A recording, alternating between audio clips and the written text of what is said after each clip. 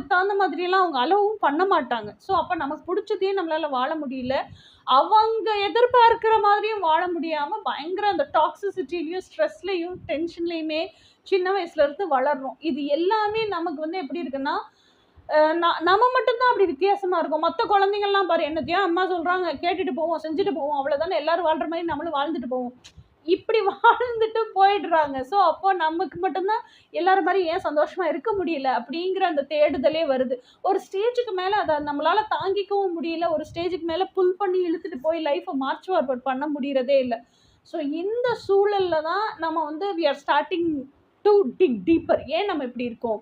ஏன் நம்மளால சந்தோஷமா இருக்க முடியல? அப்படின்னு நம்மளே உட்காந்து இன்ட்ராஸ்பெக்ஷன் பண்ணும்போது தான் நமக்கு தெரியுது. அப்போ நம்ம ஆக்சுவலா வாழ்றதுக்கு விரும்புற வாழ்க்கை வந்து உள்ளுக்குள்ள இன்னர் எசன்ஸா இருக்கிறது சம்திங் எல்ஸ். ஆனா நம்ம ஃபோர்ஸ்ஃபுல்லா வாழ்ந்துகிட்டு இருக்க வாழ்க்கை சம்திங் எல்ஸ். ரெண்டுமே பொருந்தியே போகல. நம்ம வந்து நம்மளால நமக்கு இஷ்டப்பட்டதா வாழ முடியல. அதனாலதான் இவ்வளவு அவஸ்தைப்படுறோம் அப்படிங்கிறதெல்லாம் ரியலைஸ் பண்றோம். ஸோ திஸ் இஸ் ஆக்சுவலா அவேக்கனிங், விழிப்பு நிலை. இது வந்து எல்லாருமே இப்படிதானே மேம் யோசிக்கிறாங்க. எனக்கு பிடிச்சதே வாழ விட மாட்டேங்கிறாங்க அப்படின்னு யோசிக்கிறாங்கல்ல. அது இதுல நம்மளுக்கு மட்டும் என்ன மேம் ஸ்பெஷலா இருக்கு அப்படின்னு கேட்டீங்கன்னா, இதை தாண்டி இன்னும் டீப்பரா யோசிக்கிறீங்க. அப்ப ஏன் என்னால வாழ முடியல?